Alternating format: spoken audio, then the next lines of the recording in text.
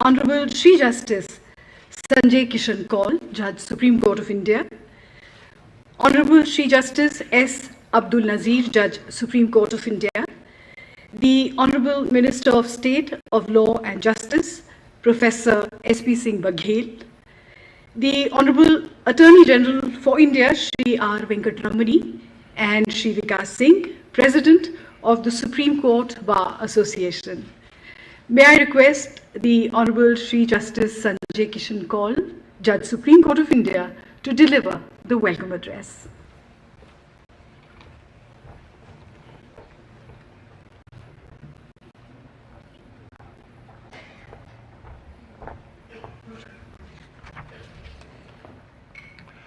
माननीय श्री नरेंद्र मोदी जी, प्रधानमंत्री, Chief Justice Justice Chandrachud, Shri Kiren Rijiju, my brothers Justice Nazir, the Attorney General, the President of the Bar, distinguished guests, ladies and gentlemen. It gives me immense pleasure to welcome you all to this year's Constitution Day celebrations.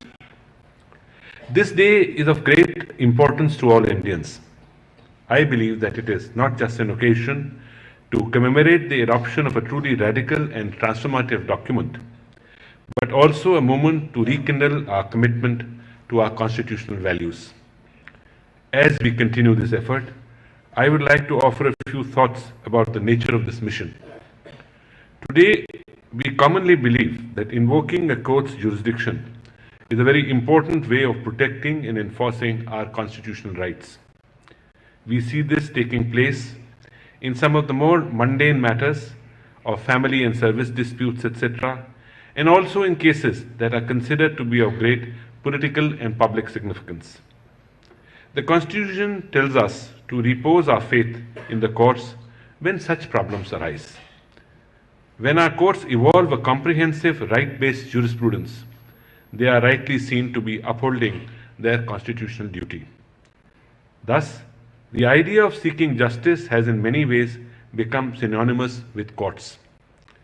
This is certainly an area where we can get better.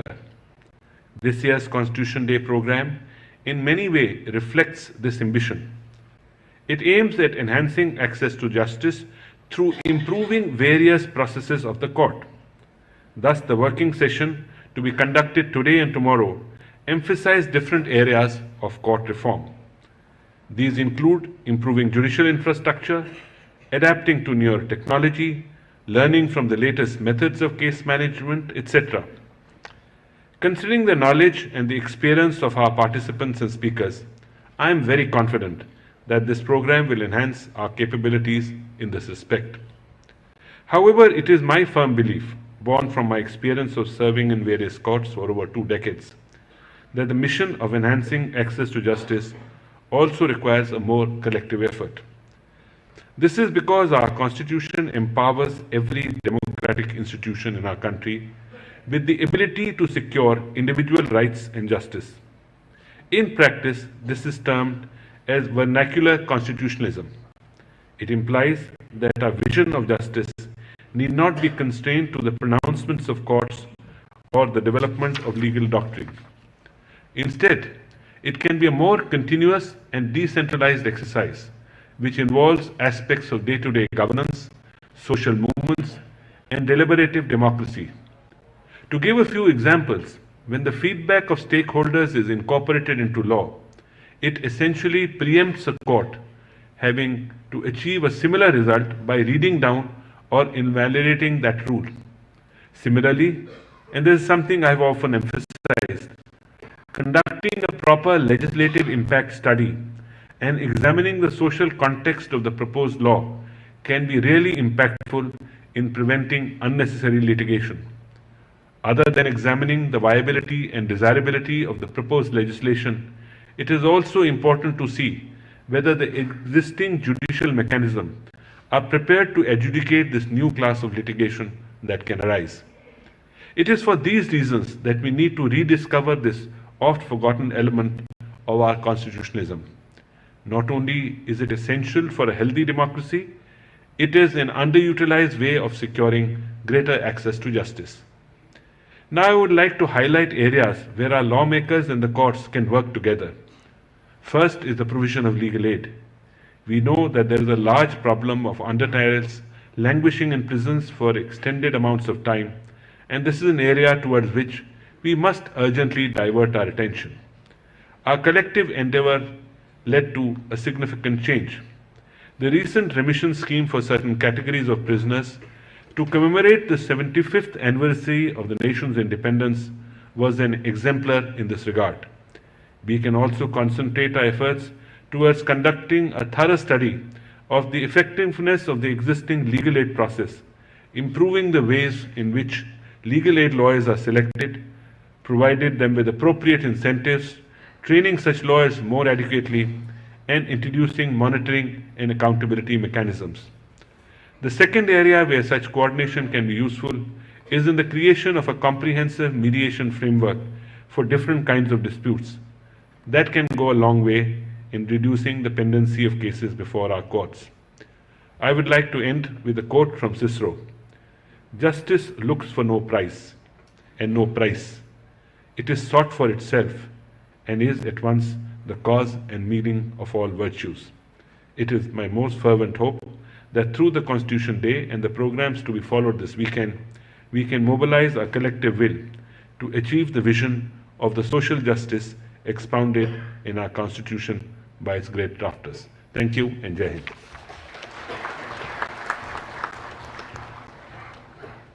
Thank you, sir. May I now request the President, Supreme Court Bar Association, Shri Vikas Singh, to address the audience.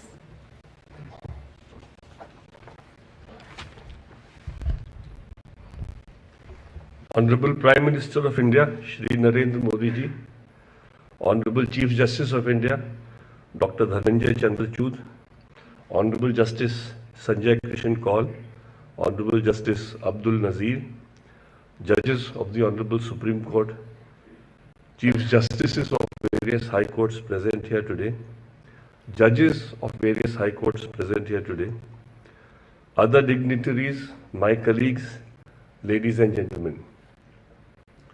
We have assembled here today to celebrate the 73rd year of adoption of our Constitution. Our Constitution was framed by a Constituent Assembly, and the Constituent Assembly, as it was originally framed in 1946, had 389 members. After partition, the number came down to 299. Out of this, 70 were nominated by the princely states, and the rest were elected by an indirect vote from the provincial assemblies. The members of the Constituent Assembly had deep vision, intellect, and caliber. And that is how, with a lot of deliberation, they could produce this magnificent document which we all see today. But unfortunately, what will happen in the years to come could never have been foreseen by the Constituent Assembly. There were certain imperfections in the Constitution. The Constitution gave the responsibility of enacting laws to the Parliament, executing laws to the Executive, and upholding the law to the Judiciary. The Judiciary, in all these years, while doing justice, have also been noticing some imperfections in the original Constitution. And because of the indulgence of the Judiciary, of noticing these lacunae, the Constitution has been amended 105 times till now. The Constitution is an evolving document, and it has to be an instrument of social change if it has to be addressing the issues of the citizenry of this country. It has to keep evolving. There are several issues which I feel still need definite corrective action. And three things which I think are very important for our Constitution to survive and to prosper and our country to grow and become a world leader is by bringing in law to bar criminals from getting into politics. The anti-defection law, which has been made with a very salutary purpose of ensuring that there is no crisscrossing of people who get elected by a particular political party, needs to be strengthened. A person who is accused or is found guilty of the anti-defection law cannot be permitted to get back into the same house. He should be definitely debarred for the entirety of the house in which he is alleged to have defected. And lastly, I feel that the collegium system also needs improvement.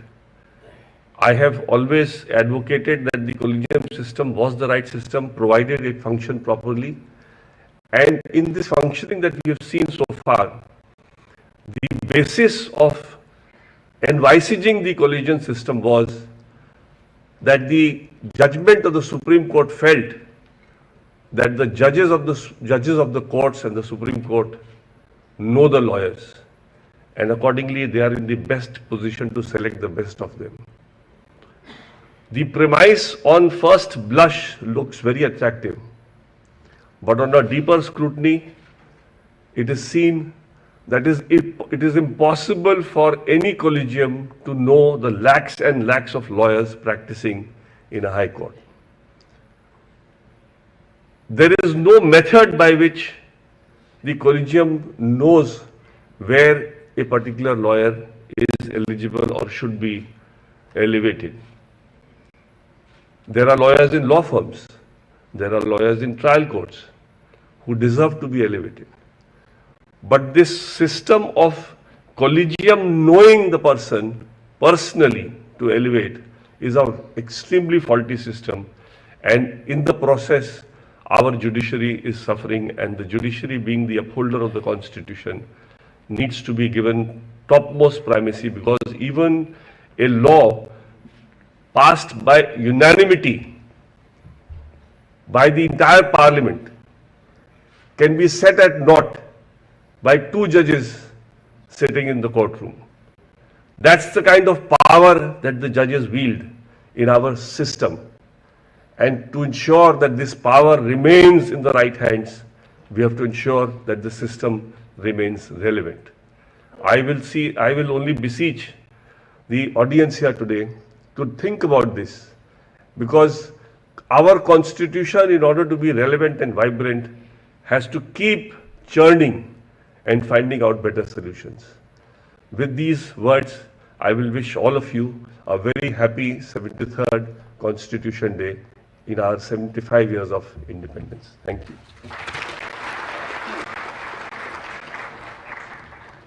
Thank you, sir. May I now call upon the Honorable Attorney General for India, Shri R. Venkataramani, to say a few words.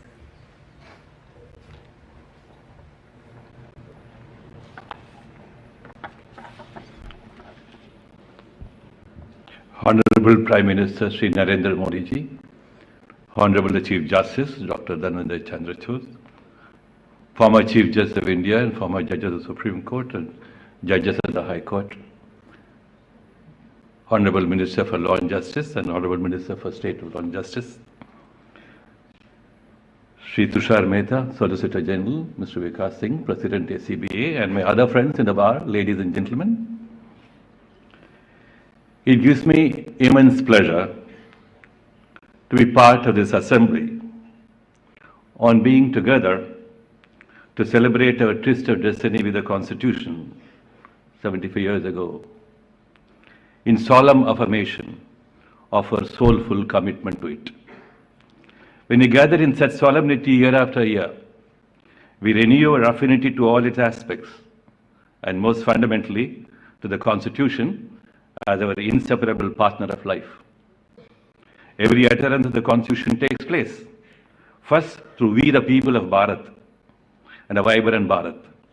We the people are the soldiers of a great nation who keep faith with the Constitution by visiting its processes and promises in many ways and take pride in being free and being together. being together as one great family tree.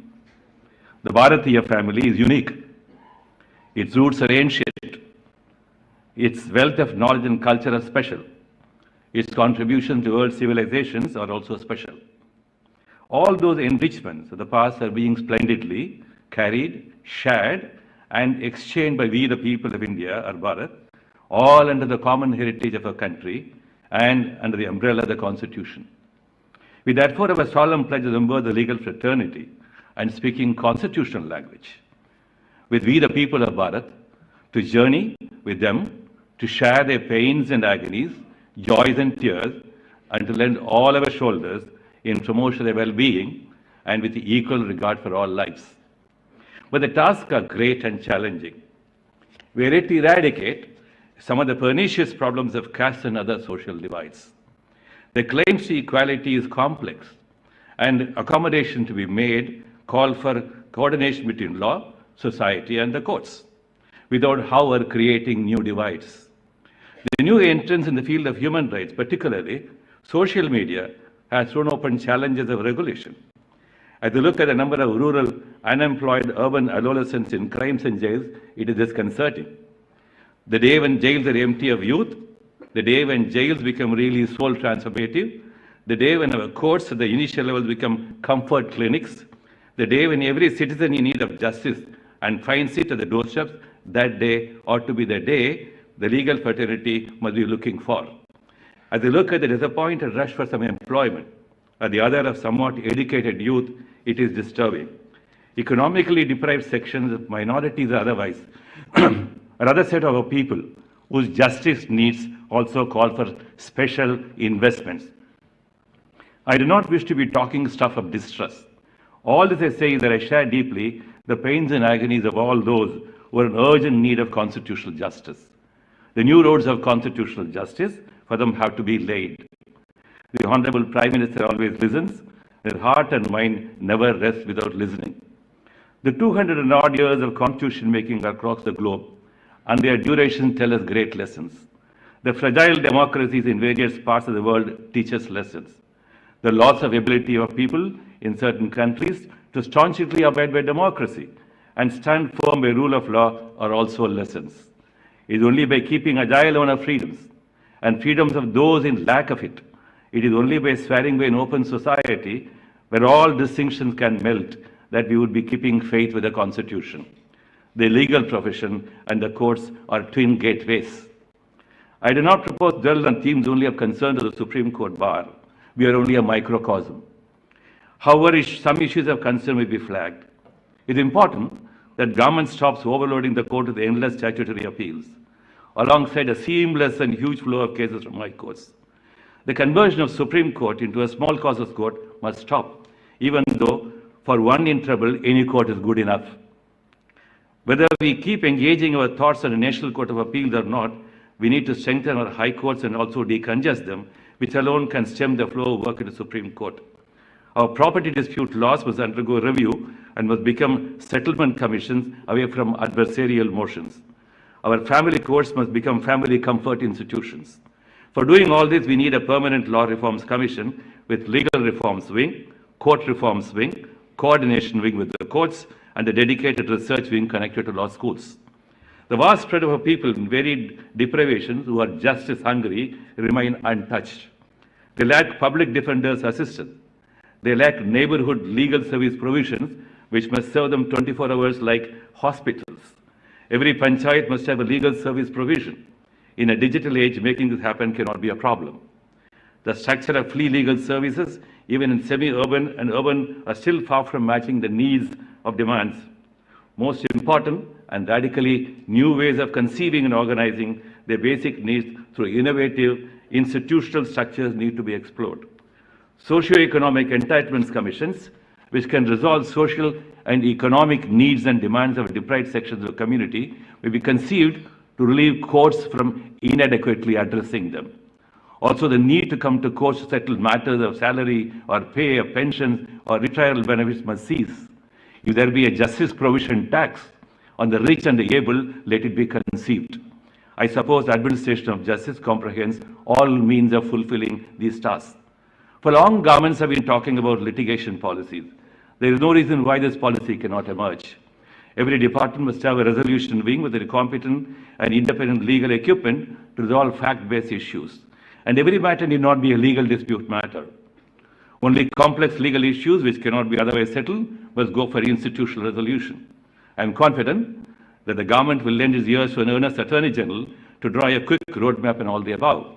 If only we dedicate 1 year exclusively for each subject, we can progress with great dispatch. I think rule of law is a non-violent revolution. We do not need any violent revolutions, as all such revolutions are paths of totalitarianism. The more and more of rule of law means room for no violence. Bharat can lead the way by setting its own benchmarks. I would like to look for the day when the West may come for learning from us on justice standards. Colonialism of minds and peoples will then cease. By doing all this, our constitution will be beyond reputation and then refutation. Let us continue to march on the grand journey towards care of all and compassion without discrimination. I conclude my speech with a poetry addressed to my motherland. O nation of great mind and thoughts of past so long and cradles many, that nurtured knowledge of shades many, many. O nation of people with ancient roots, with entanglements thin and bosoms lodge. O nation that know the dark divisions of faith and caste, like spider webs can trip and trap. O nation of many tongues and cultures, faiths and creeds, and blends and bonds, of fibers strong, why bleed our minds, why freeze our hearts, why fence our homes, with petty thorns, swords once drawn are poison strong, words once dropped are slipping weeds. Fold all your clashes, fold all your noises. Little divides with constant chases can grow to seismic seasons quick. In composure, do all things flourish. In common pursuits of common weal, little skirmishes do dissolve. O nation of paths in beauty drawn, in common resolve of love for all, let our oars do swing and hail our life. Thank you for your attention.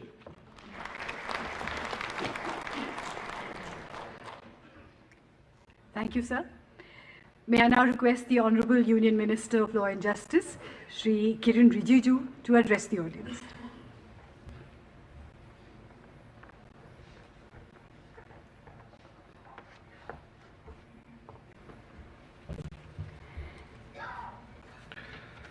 Honorable Prime Minister, Shri Narendra Modi ji, Honorable Chief Justice of India, Justice D.Y. Chandrachud,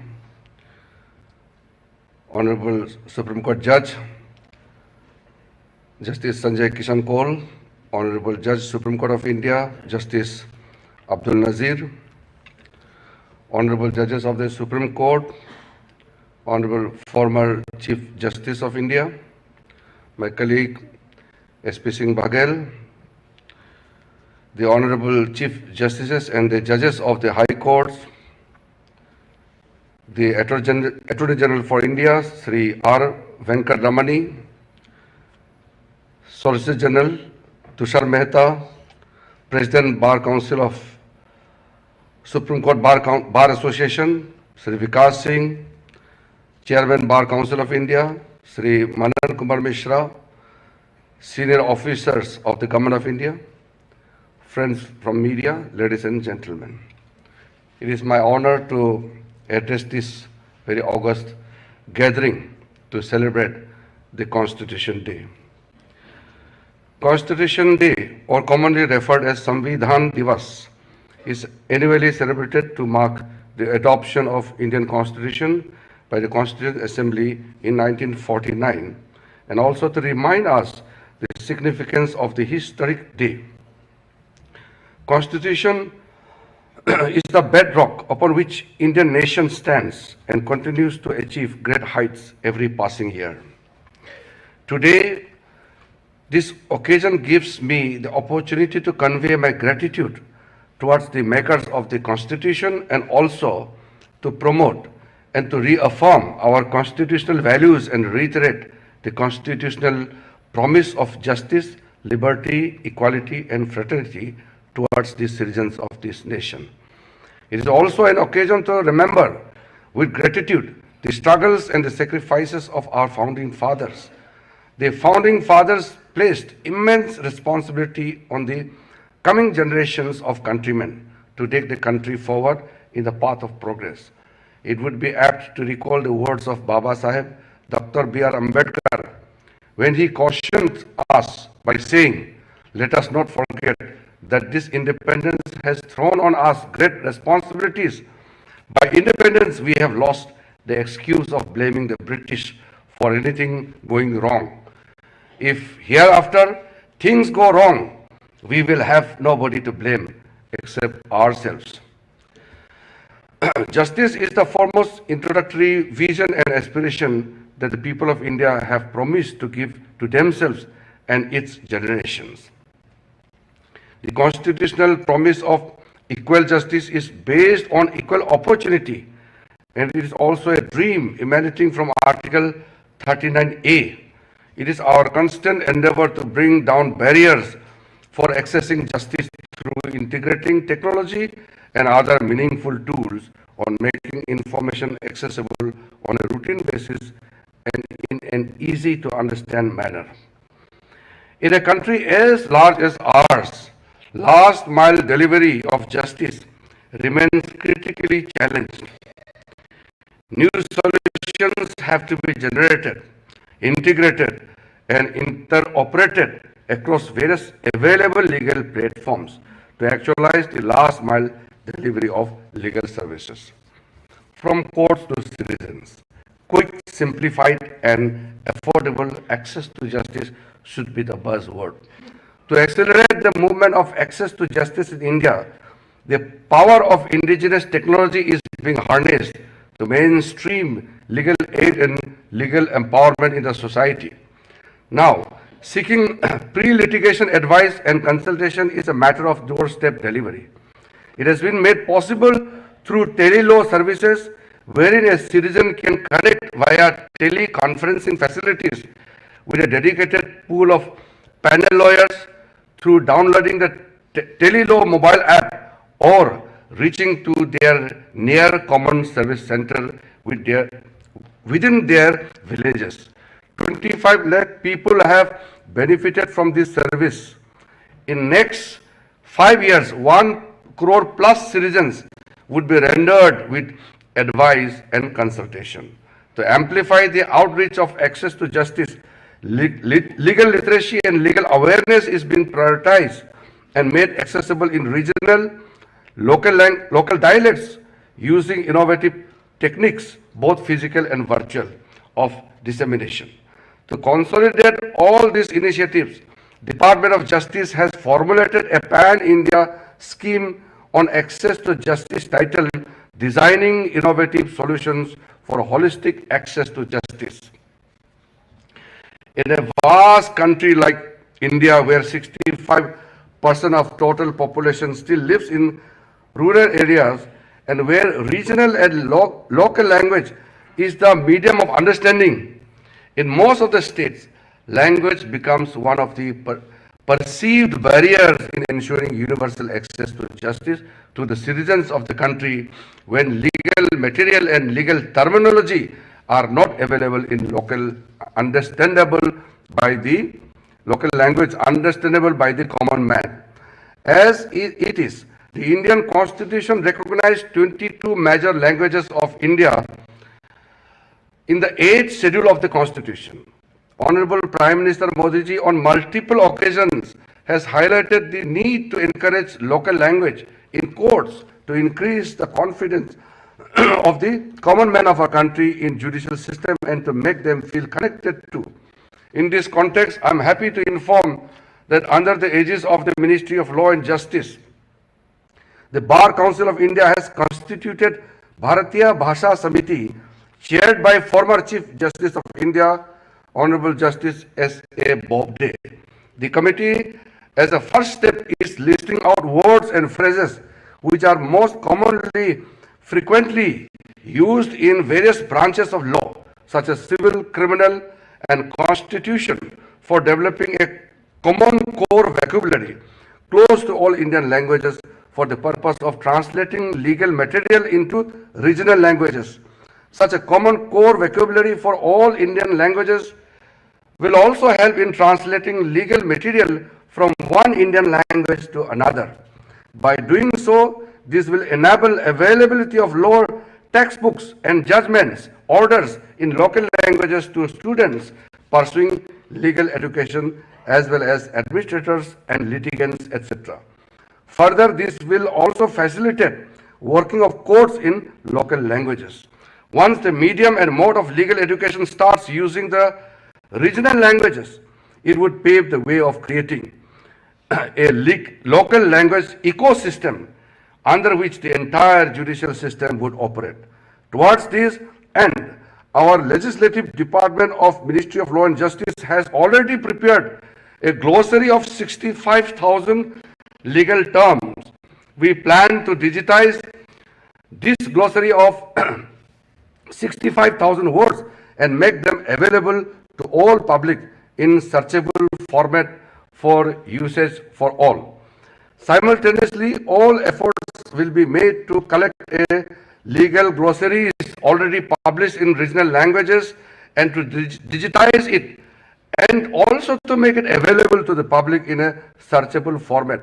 Therefore, by selecting the best available translation tool and by using artificial intelligence technology, a mechanism for speedy, large-scale translation of legal terminology of Indian regional languages can be put in place to strengthen the ecosystem of local language. As part of Prime Minister's ambitious Digital India program, e-courts mission mode project will be a building block for paperless courts in future. This will ensure a transparent and speedy justice delivery system, an easier file storage and retrieval system, instantaneous access to voluminous records, thus increasing efficiency, making justice more accessible. I would like to give my sincere thanks to Honorable Prime Minister for making available adequate funds for e-courts mission mode project for creating the IT infrastructure in the courts. This has enabled the judiciary to function even during COVID period, wherein more than 2 crore virtual hearings have been held by the courts across India, making India a world leader in virtual hearings. The phase 2 of the project is nearing its completion. In the end, I would like to mention that on this auspicious occasion, we work as a team from the government side under the visionary leadership of Honorable Prime Minister. We are doing everything possible to strengthen the Indian judicial system and also to have a very close, cordial relationship with the Indian judiciary.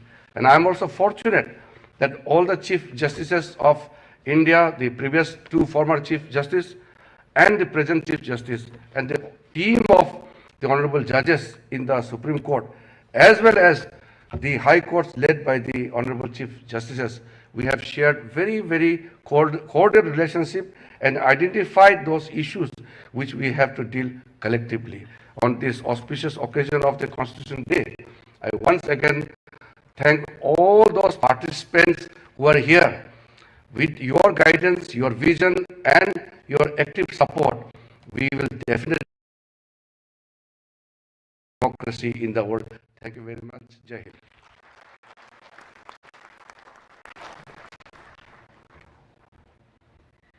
Thank you, sir. May I now request the Honorable Chief Justice of India, Dr. Justice Dhananjay Yashwant Chandrachud, to address the audience.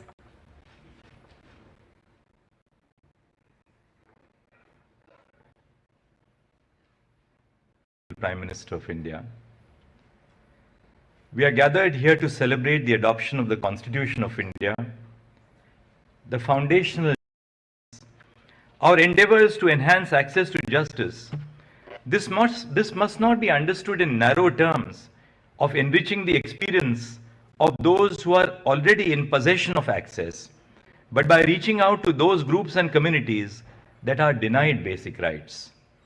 Access to justice must be defined in the expression of upholding the faith and perception that the general public holds in the legal system.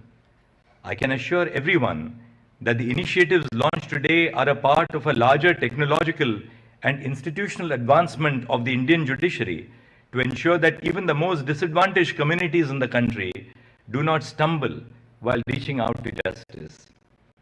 Before I conclude, I would like to emphasize on the relevance and constitutional values, not just to the judicial branch, but to all institutions and sections of the society.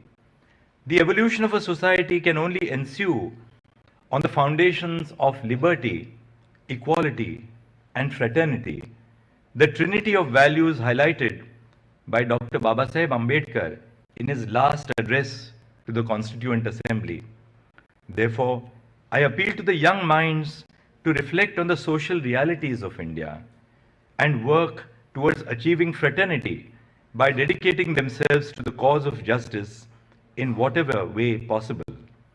Sometimes, change happens by small acts of kindness.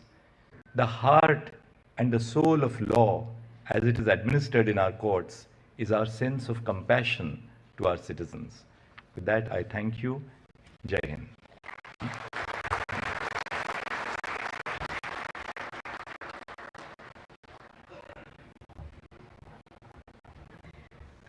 Thank you, sir. May I now request the Honorable Prime Minister of India, Shri Narendra Modi ji, to launch the e-initiatives of the Supreme Court of India as described by the Honorable Chief Justice of India.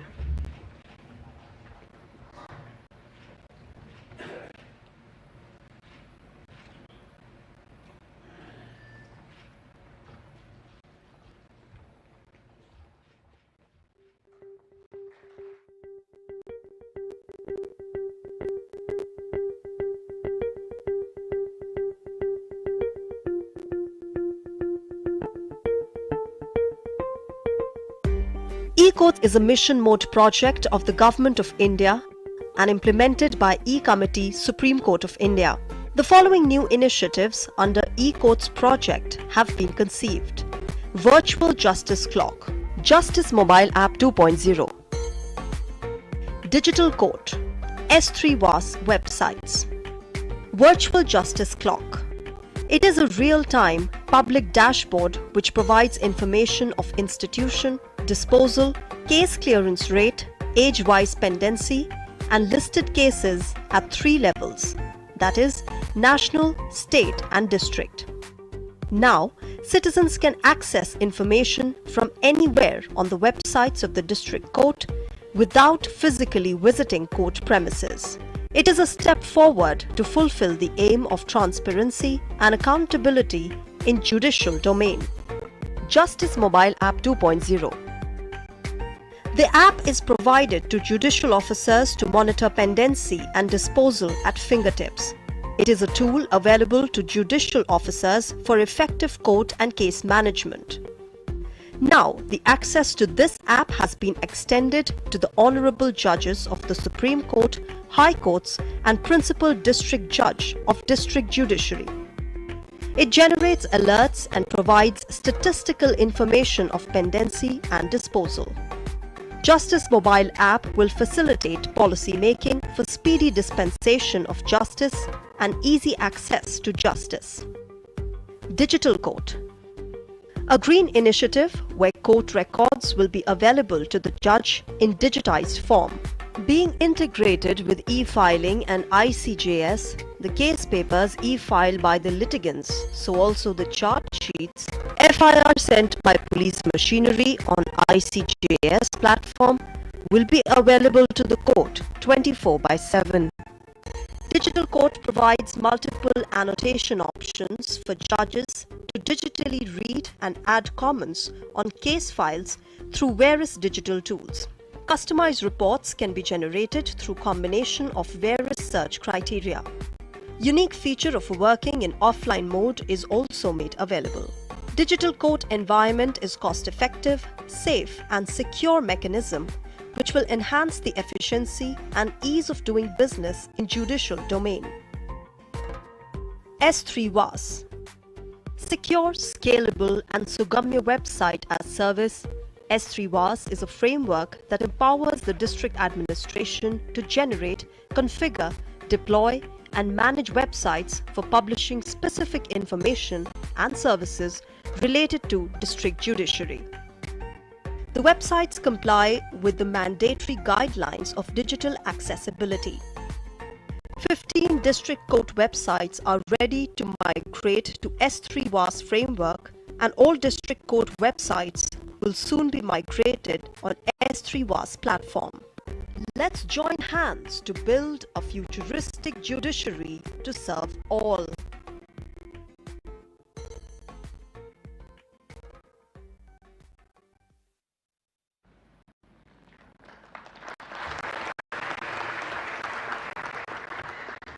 On this special occasion, may I request the Honorable Chief Justice of India to present a memento to you, the Honorable Prime Minister of India.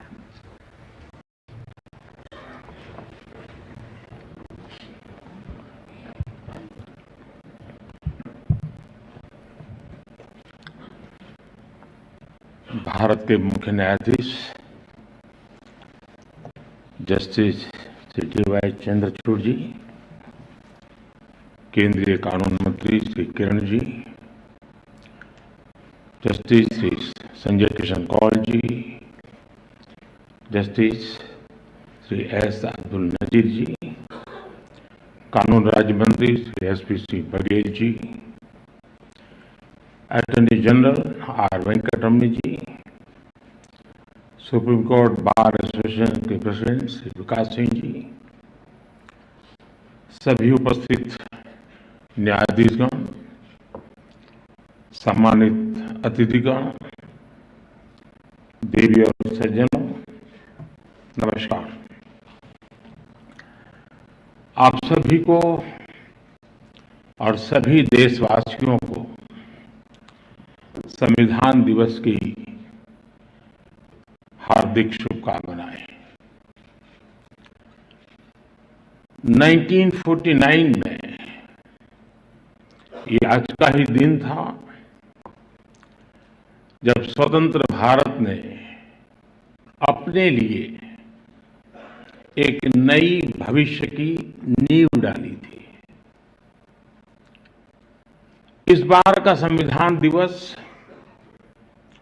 इसलिए भी विशेष है क्योंकि भारत ने अपनी आजादी के 75 वर्ष पूरे किए हैं। हम सभी अमृत महोत्सव मना रहे हैं। मैं आधुनिक भारत का सपना देखने वाले बाबा साहब आम्बेडकर समेत संविधान सभा के सभी सदस्यों को,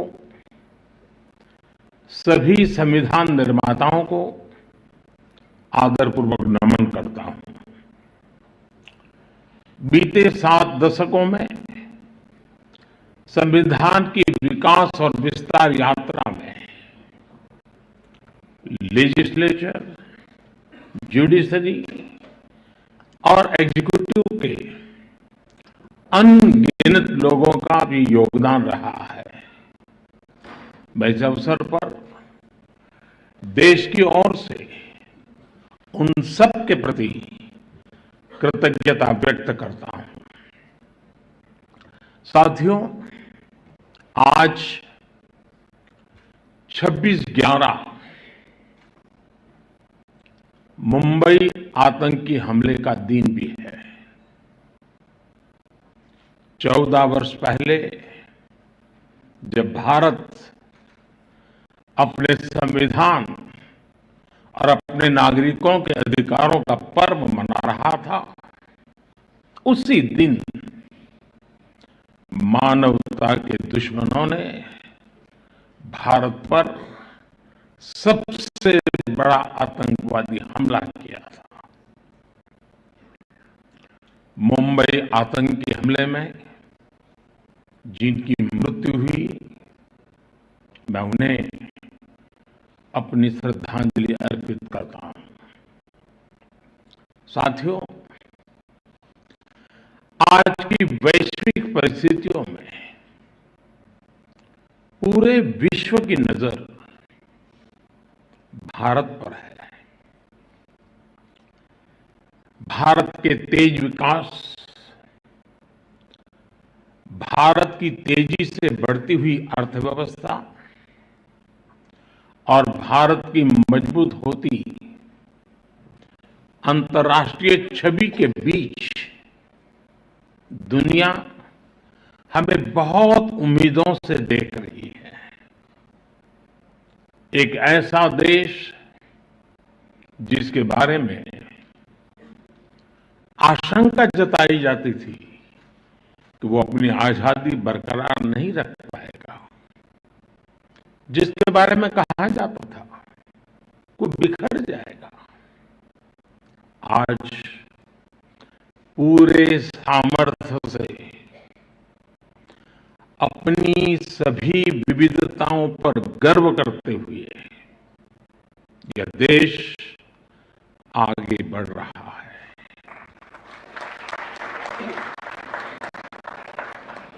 और इन सब के पीछे हमारी सबसे बड़ी ताकत हमारा संविधान है। हमारे संविधान के प्रेम्बल की शुरुआत में जो वी द पीपल लिखा है, ये सिर्फ 3 शब्द नहीं है। वी द पीपल एक आह्वान है, एक प्रतिज्ञा है, एक विश्वास है। संविधान में लिखी ये भावना उस भारत की मूल भावना है जो दुनिया में लोकतंत्र की जननी रहा है, मदर ऑफ डेमोक्रेसी रहा है। यही भावना हमें वैशाली के गणराज्य में भी दिखती है, वेद की ऋचाओं में भी दिखती है। महाभारत में भी कहा गया है, लोकरंजनम एव अत्र राज्ञः धर्मः सनातनः सत्यस्य रक्षणं चैव व्यवहारस्य चार्जवम्। अर्थात लोक को यानी नागरिकों को सुखी रखना, सच्चाई के साथ खड़े होना और सरल व्यवहार, यही राज्य का व्यवहार होना चाहिए। आधुनिक संदर्भ में भारत के संविधान ने देश की इन सभी सांस्कृतिक और नैतिक भावनाओं को समाहित किया हुआ है। मुझे संतोष है कि आज देश मदर ऑफ डेमोक्रेसी के रूप में अपने इन प्राचीन आदर्शों को और संविधान की भावना को लगातार मजबूत कर रहा है। प्रो पीपल पॉलिसीज की ताकत से आज देश और देश का गरीब, देश की माताएं बहनें, उनका सशक्तिकरण हो रहा है। सामान्य मानवीय के लिए आज कानूनों को सरल बनाया जा रहा है। टाइमली जस्टिस के लिए हमारी जुडिशरी भी लगातार कई सार्थक कदम उठा रही है। आज भी सुप्रीम कोर्ट द्वारा शुरू किए गए ई इनिशिएटिव्स को लॉन्च करने का अवसर मुझे मिला है। मैं इस शुरुआत के लिए और ईज ऑफ जस्टिस के प्रयासों के लिए मैं आप सभी को बधाई देता हूं। इस बार 15 अगस्त को लाल किले से मैंने कर्तव्यों की बात पर बल दिया था। ये हमारे संविधान की ही भावना का प्रकटीकरण है। महात्मा गांधी कहते थे कि हमारे अधिकार हमारे वो कर्तव्य हैं जिन्हें हम सच्ची इंटीग्रिटी और डेडिकेशन के साथ पूरा करते हैं। आज अमृतकाल में जब हम आजादी के 75 वर्ष पूर्ण करके अगले 25 वर्षों की यात्रा शुरू कर रहे हैं, तो संविधान का ये मंत्र देश के लिए एक संकल्प बन रहा है। आजादी का ये अमृतकाल देश के लिए कर्तव्य काल है। चाहे व्यक्ति हो या संस्थाएं, हमारे दायित्व ही आज हमारी पहली प्राथमिकता है। अपने कर्तव्य पथ पर चलते हुए ही हम देश को विकास की नई ऊंचाई पर ले जा सकते हैं। आज भारत के सामने नित नए अवसर बन रहे हैं। भारत हर चुनौती को पार करते हुए आगे बढ़ रहा है। एक सप्ताह के बाद भारत को G20 की प्रेसिडेंसी भी मिलने वाली है। ये बहुत बड़ा अवसर है। हम सभी टीम इंडिया के रूप में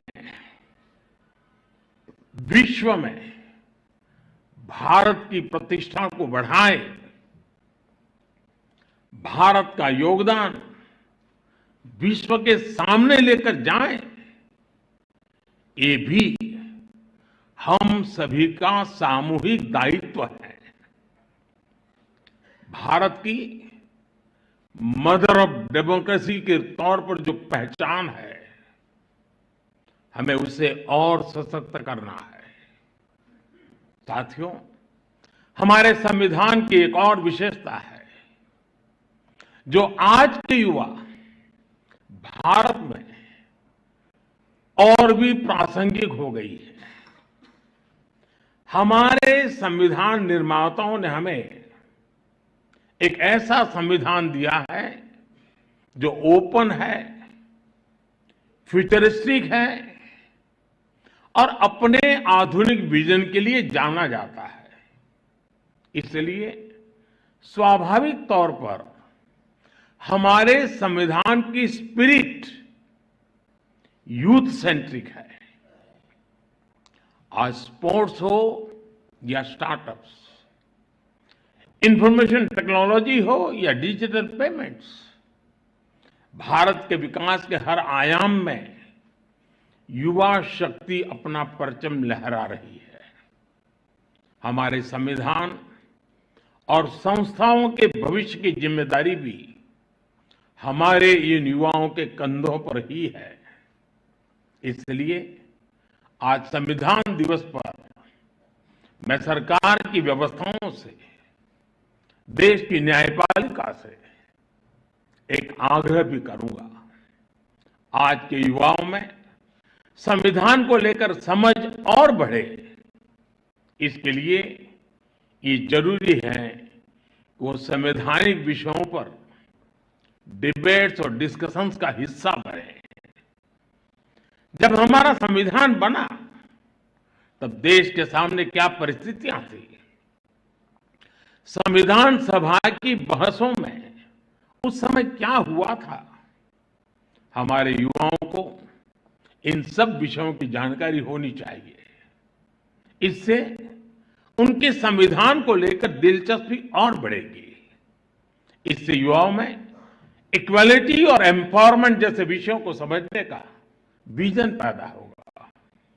उदाहरण के तौर पर हमारी संविधान सभा में 15 महिला सदस्य थी और उनमें एक दक्षयानी बेलियाउधन वो महिला थी जो एक प्रकार से वंचित समाज से निकल करके वहां तक पहुंची थी। उन्होंने दलितों, मजदूरों से जुड़े कई विषयों पर महत्वपूर्ण इंटरवेंशंस किए। दुर्गाबाई देशमुख, हंसा मेहता, राजकुमारी अमृत कौर, ऐसे ही और कई महिला सदस्यों ने भी महिलाओं से जुड़े विषयों पर अहम योगदान दिया था। इनके योगदान की चर्चा कम ही हो पाती है। जब हमारे युवा इन्हें जानेंगे तो उन्हें अपने सवालों का जवाब भी मिलेगा। इससे संविधान के प्रति जो निष्ठा पैदा होगी वो हमारे लोकतंत्र को, हमारे संविधान को और देश के भविष्य को मजबूत करेगी। आजादी के अमृत काल में ये भी देश की एक अहम जरूरत है। मुझे आशा है संविधान दिवस इस दिशा में हमारे संकल्पों को और अधिक ऊर्जा देगा। इसी विश्वास के साथ आप सभी का बहुत बहुत धन्यवाद।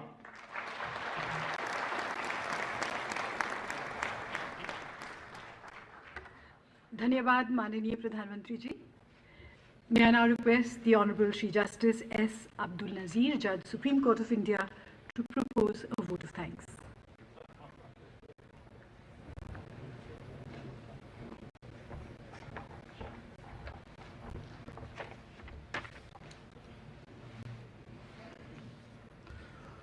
Honorable Prime Minister of India, Shri Narendra Modi ji, and other dignitaries on